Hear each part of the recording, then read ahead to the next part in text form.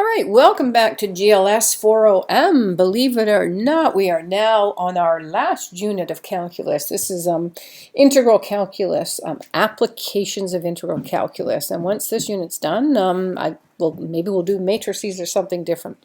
So again, as per practice, here is our humor for the day. But that pi guy is always talking in circles. All right, so what we're doing today is we're going to look at lesson 1, area between curves. So I'm going to start with this little picture. And what I would like to do, once again, I forgot to get my pen set up. All right, so the pen is good. So what I would like to do is I want to calculate the area between these two curves. And I'm going to suggest one way we could do it is to calculate, because we do have a formula or the ability to calculate the area between a curve and the x-axis. So I should be able to calculate the area of the curve, let's call this one f at x, between f at x by doing an integral of f at x, right? And then I should be able to calculate the area between the curve and the x-axis for g at x. And again, that would be an integral on g at x. So there's the integral of f at x and the integral on g at x. And if I simply subtract those two, I'll get the area I'm after. So if you're trying to find the area between two curves in general, then we've seen the logic play out over there. Then what we do is we want the integral from a to b. And I'm going to say y top minus y bottom. Because to do this correctly, you have to know the curve that's on the top and the curve that's on the bottom. So the integral from a to b of y top minus y bottom. And in this particular case, it's going to be the integral from a to b of f at x minus g at x. And of course, this method can only be applied if our functions are continuous on the closed interval. So let's see an example. So I want to find the area between y equals x squared plus 1 and y equals x from 1 to 3. Very similar to the picture I was showing you there. Turns out that x squared plus 1 is always above x. So I've given you an example here. In university, you'd probably have to know something about what the sketches of these curves look like, so you can be sure you get the correct one on top. So x squared plus 1 is always larger than x. So I'm going to do the integral from a to b, which is from 1 to 3. The curve on the top is f at x. The curve on the bottom is g at x. So the integral from 1 to 3 of f at x minus g at x becomes the integral from 1 to 3 of x squared plus 1 minus x. I'm just going to circle this. If there is more than one term in g at x or your y lower, make sure to distribute that. And then we just take the antiderivatives. The antiderivative of x squared is x cubed over 3. The antiderivative of 1 is x. And the antiderivative of x is x squared over 1. And then we're just going to evaluate at our upper bound, plugging in a 3 here, 3 cubed over 3, plugging in a 3 there, 3 here, 3 squared over 2, minus, again, this part needs to be in brackets because you have to remember to distribute across the lower bound. We get 1 cubed over 3 plus 1 minus 1 squared over 2. This is going to give us 9 plus 3 minus 9 halves minus 1/3 minus 1 plus 1 half. And adding all the numeric parts together, those together we get 11. And if we do negative 9 halves and 1 half, we get negative 4, and then we got minus 1/3. And then when you finish that off, you're going to end up being 7 minus 1/3. And 7 minus 1/3 is just 6 2/3. So we're not actually adding anything different here. It's just kind of putting the pieces together now. We know how to take all our antiderivatives, and now the new learning is I need to know which curve is on top. So you're going to try that with this one. Find the area between y equals x squared minus 4x plus 10 and y equals 4x minus x squared from 1 to 4. I'm going to suggest a little bit of a sketch because you want to see if they switch positions. Is one curve always above on 1 to 4, or do they switch positions? And this will be our first time to ponder pause. All right, so resuming and taking this up, the first thing I did was try to figure out whether or not they intersect. And if they intersected across, in this domain here, or this interval 1 to 4, then I'd be worried. Not that I would be worried, I might have to just split this up into a couple of intervals. If it started out that this curve was on top and then we switched, then you're just going to split this. But it turns out that these two curves don't intersect. I tested that out over here. I got x squared minus 4x plus 5 is 0. I checked the discriminant, and negative 4 all squared minus 4, there's a, there's c, that's 16 minus 4, that's negative 4, it was less than 0. So the two curves don't meet. Then it was just a matter of me trying to figure out which curve was on the top and which curve was on the bottom. This curve opens down, so I figure the curve that's opening down needs to be on the bottom, otherwise they would intersect. So this curve has a 0 at 0 and it has a 0 at 4, and it opens down like that. And its vertex is here, and the vertex for this one would be above, and then that curve opens up. I don't really need to know the exact locations or coordinates of the vertices, I just needed to know which curve was on the top. And it turns out this curve is on the top. And again, I'm just going to repeat, how did I decide that? You always try to see where these curves intersect, and then come up with a sketch. If they intersect across the interval, then you may need to split this, but in this case we didn't. So there is y upper, there is y lower. Notice I put this in brackets, and I will distribute the negative. So x squared minus 4x plus 10 minus y lower, 4x minus x squared minus negative x squared becomes 2x squared. Negative 4x minus 4x becomes negative 8x, and we just have one constant, plus 10. We're integrating that from 1 to 4. The antiderivative of x squared is x cubed over 3, so 2x cubed over 3 minus the antiderivative of 8x is 4x squared, and the antiderivative of 10 is 10x. Evaluating that across the bounds of integration, plugging our 4 in, 2 times 4 cubed over 3 minus 4 times 4 squared plus 10 times 4 minus, remembering to put brackets around the lower bound of integration, minus 2 times 1 cubed all over 3 minus 4 times 1 squared, and again plus 10 times 1. This works out to 64 times 2, which is 128 over 3, minus 4 times 4 times 4, 64, plus 10 times 4 is 4. That's minus 2/3. That becomes plus 4, and that becomes minus 10. And grouping these two together, we get 126 over 3. 128 minus 2 minus 126 over 3, negative 64 plus 40 plus 4 minus 10, all of that gives you minus 30. 126 divided by 3 is exactly 42, and 42 minus 3 is 12. So the area between these two curves, and maybe I should show this to you a bit better, I'm just going to change the color of the pen here. So let's say this is 1 right there. So we're looking at coming up there. And there's the 4 right there. So what we've done is we've calculated this area right there. So the area between those two curves is 12 square units. All right, moving on to another example. I'm just going to walk you through this one. So find the region bounded by y equals x squared and y equals 4 plus 2x minus x squared. First thing I'm going to do is see where these curves intersect. So where is x squared equal to 4 plus 2x minus x squared? Bringing that over, 2x squared minus 2x. I believe that should say minus 4, so let's fix that. That should say minus 4 equals 0. Dividing by 2, I get x squared minus x minus 2 is 0. That factors into x minus 2 and x plus 1. So they intersect at 2 and negative 1. And 2 and negative 1 are on the interval that I'm trying to calculate the area for. So I'm going to need a good sketch. I'm going to need a fairly accurate sketch of what these look like. So you could find the zeros for this particular function. We know what y equals x squared looks like. It looks like that. We know they were intersecting here at negative 1, and we know they were intersecting at 2. So I don't think your sketch needs to be perfectly accurate. You could have just done this. I'm going to sketch y equals x squared. There is negative 1. They intersect there. There is positive 2. They intersect there. And then I'm just going to draw a parabola that opens down through that. That would be the best sketch of that. You don't need to know where the zeros are. Now we have enough information to move on. So this interval is starting from -2. I'm going to change my colors here.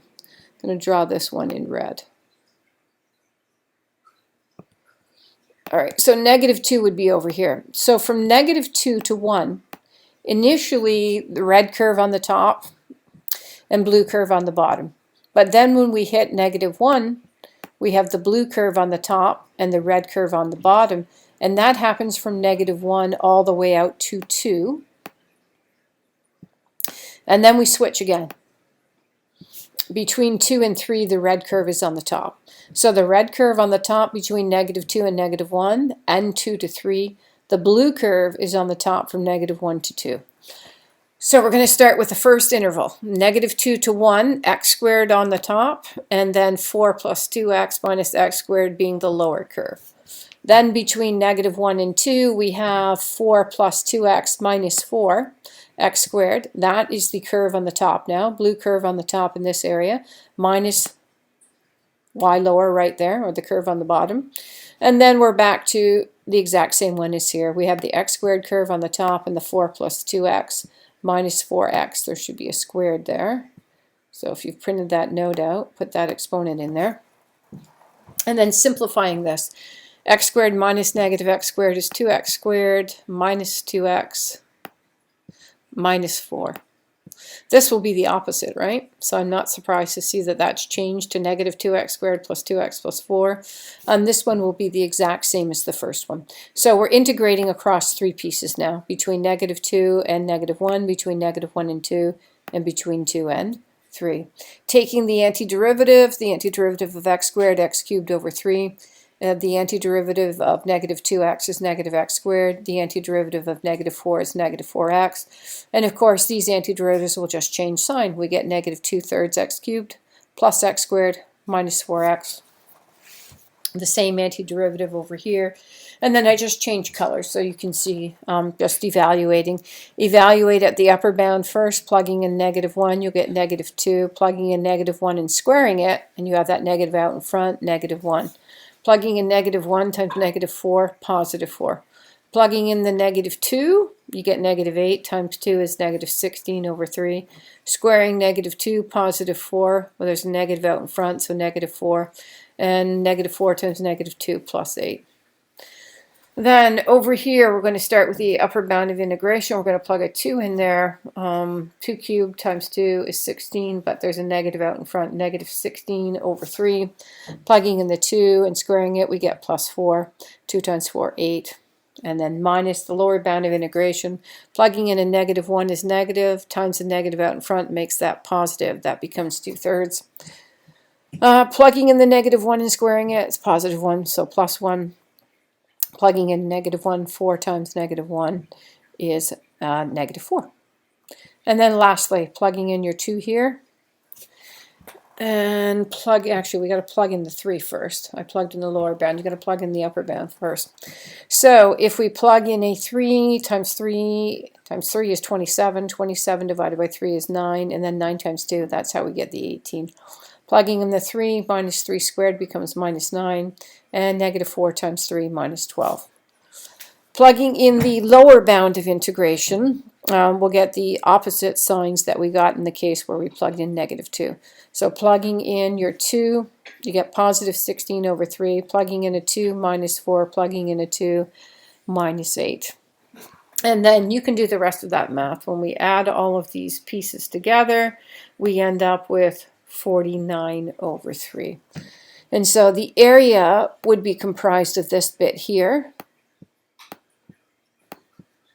And then we've got that bit there.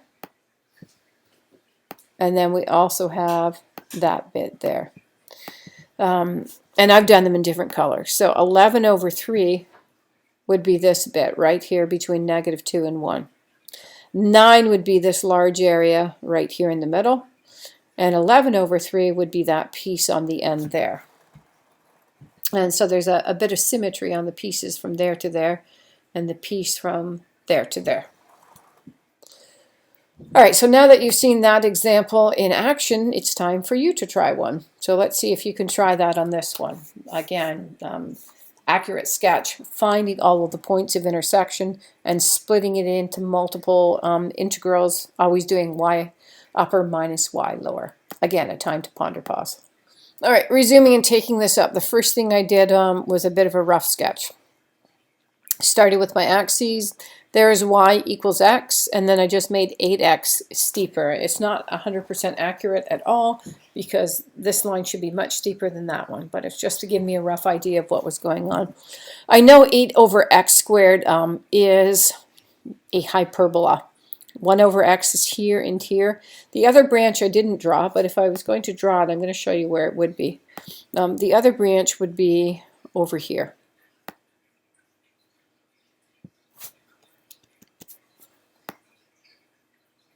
And I guess it would be just a reflection of that piece. So that would be the mirror image about that. Maybe it would look better if I just did this. And then flip that left, right. And then slide that down there.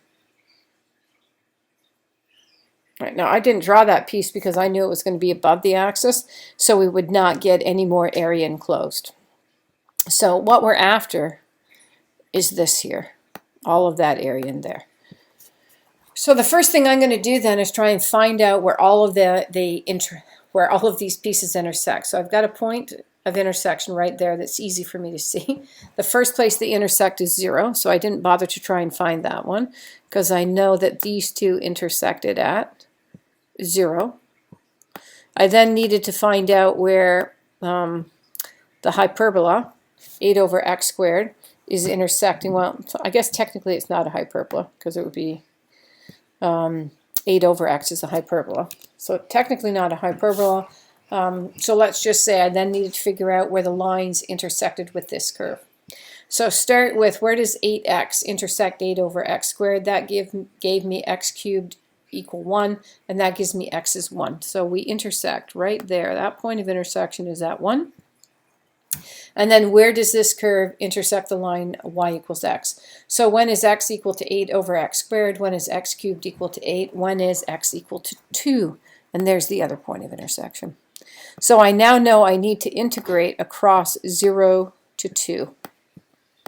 But I'm going to have to split that into two pieces.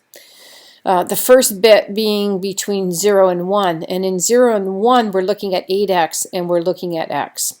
So on the integral from 0 to 1, the upper curve is 8x and the lower curve is x. And then on the integral from 1 to 2, there's 1, there is 2. The curve that is on the top is right here. 8 over x squared is on top, and the curve that's on the bottom is this blue bit here, which is x. So y upper, 8 over x squared minus y lower becomes minus x. 8x minus x simplified to just x, 7x, and I brought the 7 out in front.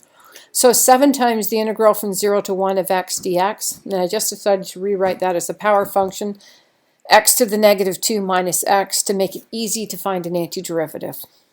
The antiderivative of x, of course, is x squared over 2, integrating from 0 to 1, plus the integral of the antiderivative of 8x to the negative 2 is negative 8x to the negative 1, and the antiderivative of x is x squared over 1.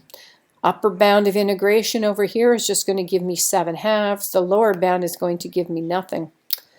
Plugging in our 2 here, for the upper bound, we'll get 2 to the negative 1. 2 to the negative 1 is a half, so half of negative 8 is negative 4. That's where that's come from. Upper bound of 2, 2 squared over 2, that's 4 over 2 becomes 2, so minus that 2. I'm plugging in our 1 now on our upper bound of integration. 1 to the negative 1 is 1, so that's a negative 8, but we have to subtract the lower bound, so negative negative becomes plus. We have plus 8. And plugging in the lower bound of integration into this part here, we're going to get 1 squared over 2. That's minus a half, but take away, a negative becomes plus. Now 7 over 2 plus 1 over 2 is 8 over 2, which is 4. And 8 minus 4 minus 2 becomes 2. And then I end up with 6. So the area between this curve here is 6 square units. The area here between 0 and 1 was just 7 halves, and 6 minus 7 halves was the balance of that area. Because this little bit here represents the area from 0 to 1. So that area was much smaller than the other area. This area was 7 halves, and the balance between 1 and 2 is 6 minus 7 halves. But we were not asked that. We were just specifically asked for the total area of the region enclosed by all 3 of those curves. All right, so the next question we might have then is, suppose instead of integrating along the x-axis, what happens if we integrate along the y-axis? So instead of y equals f at x, what if instead we are given x equals g at y? Then this technique can be extended. So what we're going to do now is we're going to do the integral from c to d of g at y dy. That's also a signed area. Now what we're going to be doing now is c and d are now going to be the lowest y value, right? So we're looking at our range instead of our domain. So we're now going to integrate on the range c to d. And in upper minus lower, if you rotate that, that is going to become right minus left. So the integral from c to d of x right minus x left dy. Or call this g at y, call the other one h at y. So that'll be our last example for today. You're now going to see, instead of giving you f at x, a function in terms of x, y equals f at x, I'm giving you a relationship, h at y, y squared minus 1, and g at y, y squared minus 1/8 y to the 4th plus 1. And now you're going to have to start with, what do you think the curve of this might look like? You might want to imagine if you rewrote this as a function of x, you know, putting your x here and then isolating this and seeing if that can help you come up with a quick sketch. So step 1 would be a sketch so you can decide which is the left and which is the one on the right. And again, a time to ponder pause. So resuming and thinking about how we would sketch this. So it would be a parabola, right? This is plus, so it's going to open in the positive direction. Now, for f at x, up is the positive direction, but for y squared, opening to the right is the positive direction. This is a shift down, right? The negative direction is a shift down, but when you're doing it on as a function of y, then the negative direction would be left. So we're expecting this function to look something like this. It should be shifted to the left one, and it should open to the right. What's this one going to do? There's the leading coefficient there, right? It's got a negative in front of it. So instead of opening to the right, this one should be opening to the left. And then it's got the shift of +1 means at some point it was pushed over to the right. Now, because it's degree 4, I'm thinking something like this, but I'm going to rotate that this way. And then I'm going to shift it so that it looks to the right, something like that. So that's how I came up with my sketch for that, using my knowledge and or understanding of functions in x, and then just switching that to the opposite direction. So a shift down should be equivalent to a shift left. A shift right should be, or a shift up should be equivalent to a shift right. And open up should be equivalent to open right. And open down will be equivalent to open left. And that's how we come up with this particular sketch. And now I need to know my bounds of integration next. So I need to know what this coordinate is right there. And I need to know what that coordinate right there where they're meeting. Where are these places? So in order to find where they meet, I'm just going to set these two equal to each other. So y squared minus 1 equals y squared minus 1/8 y to the 4th plus 1. Bring this over, we get 1/8 y to the 4th. The 1s are going to become -1. -1 is y minus 2. The y squareds drop out. Whoops. Let's get the pen back. Let's hope that doesn't crash. Thankfully it did not. Alright, so the y squareds go. And -1, -1, -2. So we're 1/4 y to the 4th minus 2 is 0. I multiplied by 8 to clear the fractions. I'm getting y to the 4th minus 16. Maybe I'll write that in so you can follow. Times by 8. Not very good on the trackpad still. Times by 8, I get y to the 4th minus 16 is 0. Y to the 4th is 16. And so y would be plus or minus the 4th root of 16. That gives us 2. So we're meeting at negative 2 and 2.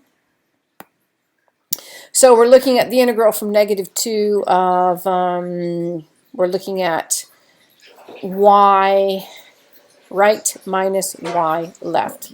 And the function that's to the right is the green. Actually, it's not a function. I'm going to call that the relation to the right is the green one. So take the function to the right, which is this one, g at y. So this should become g at y minus h at y, because that is the function that's to the left. And then all of that dy. So hopefully that made sense to you. That's where those pieces came from. We're doing the function on the right. So y right minus y left. G at y is on the right, h at y is on the left. So we have 1/4 y to the 4th plus y squared plus 1 minus y squared minus 1. And I mean, that pretty much gives us very similar to what we had over there, only in the opposite direction. Negative 1/8 y to the 4th plus 2 dy. Integrating, we would have y to the 4 plus 1 over 8 times 4 plus 1 going backwards. So that's going to give me y to the 5th over 40. So negative 1 over 40 y to the 5th. Backwards on 2 is easy. That's just 2y. And across the bounds of integration from negative 2 to 2. Plugging in a 2 here, plugging in your 2 there, minus, remembering we got to distribute in brackets, plugging in negative 2 here, and plugging in negative 2 there. And then this becomes negative 32, to the 5th being 32 plus 4. This is also going to become 32, but in this case it becomes negative 32. Negative times negative times negative is negative. Negative times negative becomes positive. So we have negative 32 over 40 minus 32 over 40 is negative 64 over 40. 4 plus 4 is 8. Reducing this to lowest terms, dividing each by 8, I get negative 8 over 5. 64 divided by 8, 40 divided by 8, getting a common denominator here, rewriting 8 as 40 over 5, and negative 8 plus 40 over 5 is 32 over 5. And I guess that brings us to the end of this particular lesson. So this was finding the area between two curves. Again, the best thing to do, I believe, is create a little bit of a sketch. If we are doing functions of x, it's always the upper minus the lower. If we're looking at relations in terms of y, it's always right minus left. You will determine the bounds of integration by looking for points of intersection. And once again, if you made it to the end of this video, thank you for watching. Don't forget to like and subscribe. And as always, take care and stay safe.